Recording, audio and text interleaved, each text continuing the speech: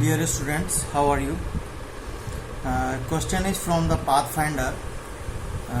In the arrangement shown, a block of mass m0 is suspended at one end of a light inextensible cord that is wrapped on a light drum of radius r. The drum can rotate without friction about a fixed horizontal axle that coincides with the axis of the drum.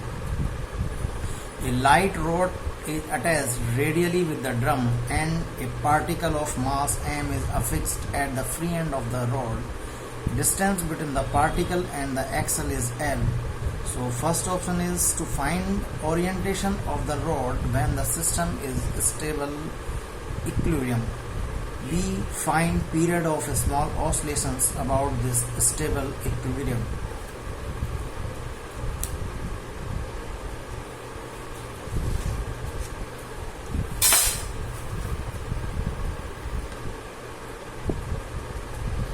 So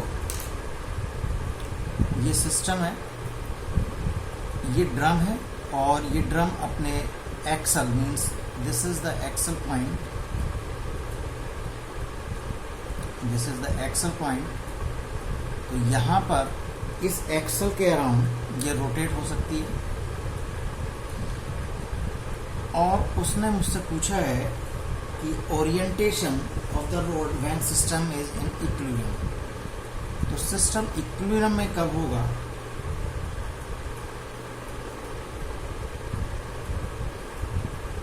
अगर मैं यहाँ से थोड़ा horizontal line draw करूँ centre से, तो यहाँ पर m0 वेट जैसे ही ये रोटेट करेगा ड्रम, तो m0 क्या है, डाउन मूवमेंट होगा. तो ड्रम जो है एंटी क्लॉकवाइज रोटेट होगी. ठीक है, तो ड्रम जो है रोटेशन एंटी क्लॉकवाइज करने की कोशिश करेगा. अच्छा, इक्विलिब्रियम चाहिए तो क्या होगा, m0 मास इस डायरेक्शन में उसको रोटेट कराए तो क्या होगा, इस सेंटर O के अराउंड एक एंटी क्लॉकवाइज टॉर्क और एक clockwise torque due to this m will make a equilibrium. तो इसका मतलब क्या हो गया ऑप्शन ए के लिए कि torque around center of pulley should be 0. ठीक है, तो टॉर्क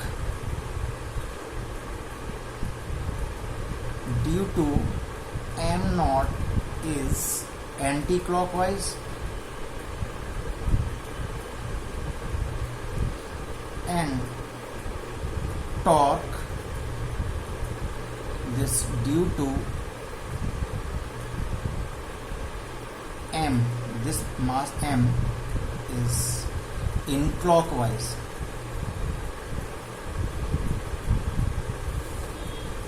यहाँ पर अब हम इसकी इक्वेशन लिख लेते हैं. Due to m0 torque, this is the m0 into g, means this is tension T. Tension T is nothing but equals to m0 g, and this is the force m0 g, and this radius r, perpendicular distance,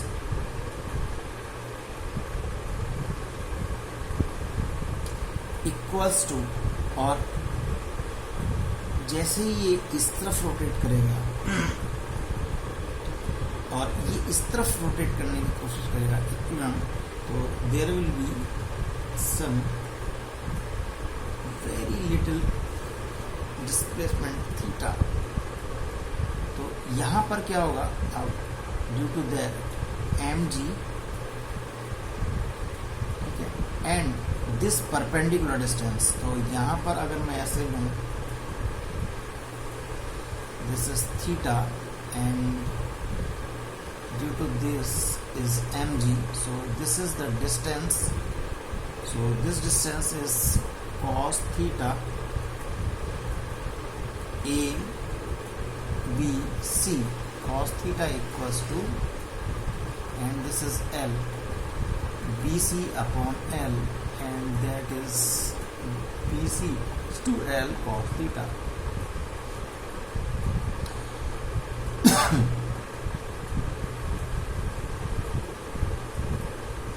So mg into L cos theta.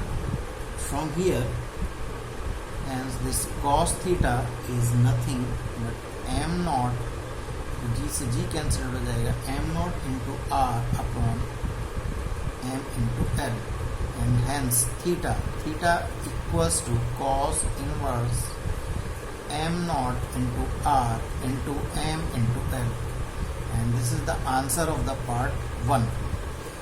क्योंकि उसने orientation पूछा था, means equilibrium पर कितना theta displaced हुआ है, बहुत छोटा थीटा.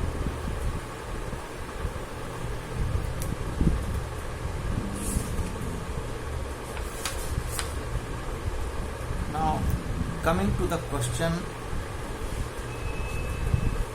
B part. ठीक है, बी पार्ट में क्या होगा?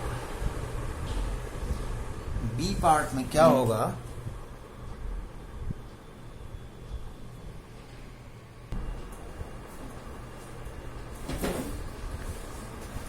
नाउ बी पार्ट में क्या होगा? यहां पर पूछा है कि स्मॉल ऑसिलेशंस का पीरियड. ठीक है, तो क्या होगा? ये स्मॉल डिस्प्लेस्ड करेगा. ठीक है, बहुत स्मॉल.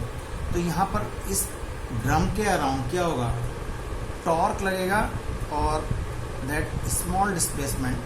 ठीक है, तो यहां पर क्या होगा? ये पुली में क्या होगा? काइनेटिक एनर्जी इन्वॉल्व हो जाएगी. ठीक है, क्योंकि जैसे ही इसने थोड़ा डिस्प्लेस किया m ने इसके डाउन जाने से, तो क्या होगा? ड्रम और पुली में मैं कह सकता हूं कि काइनेटिक एनर्जी इन्वॉल्व हो गई, और यहां पर क्या लगा? टॉर्क लगा.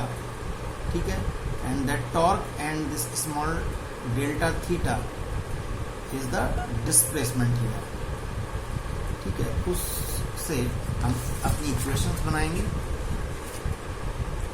यहां पर क्या होगा? That torque into this small change in theta equals to half of I omega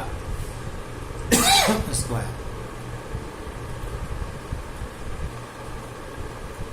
अब टॉर्क की बात करें तो net torque,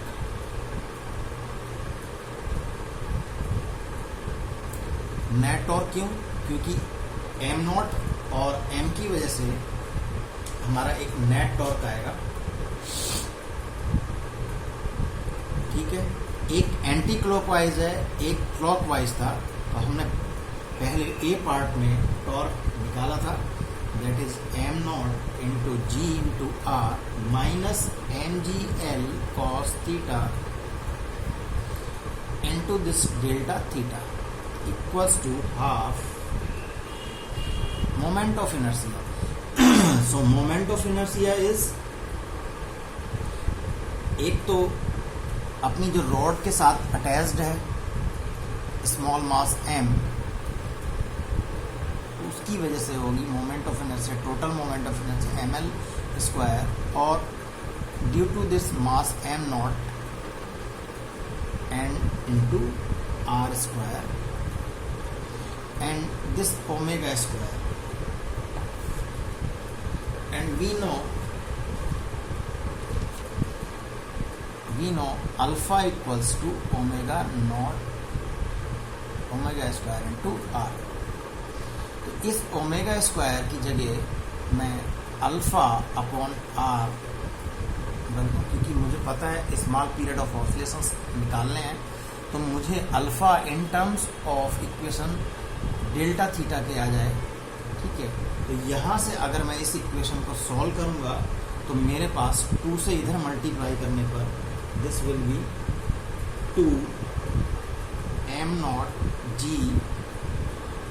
r square minus 2 m g l cos theta into r, and that is small delta theta equals to ml square plus m naught r square into alpha. और यहां से मैं क्या करूं, यहां से मैं अल्फा की वैल्यू कैलकुलेट करता हूं। तो अल्फा इक्वल्स टू 2g, यहाँ पर कॉमन ले लिया 2 और यहाँ पर g, और यहाँ पर क्या है m naught into R square minus m into L cos theta delta theta divided by ml square plus m naught R square. और अगर इसको कंपेयर करें, alpha equals to omega square into delta theta with SHM equation, तो मेरी omega निकल के आ जाएगी। Omega square क्या हो गया मेरे लिए 2g m naught into R square minus M L cos theta divided by M L square plus M naught R square.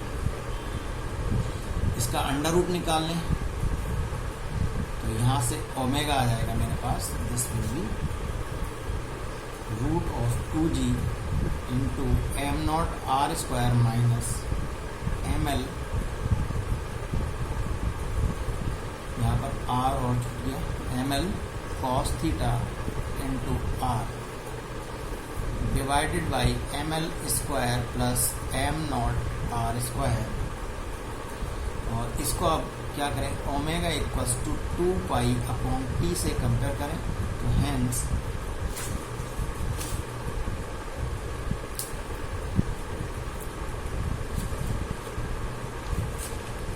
Time period आ जाएगा, कैलकुलेट करेंगे तो 2 pi under root of this M L square plus M naught R square divided by 2g M naught R square minus M L cos theta into R, and this is the final answer. So hope all of you understand. Thank you very much.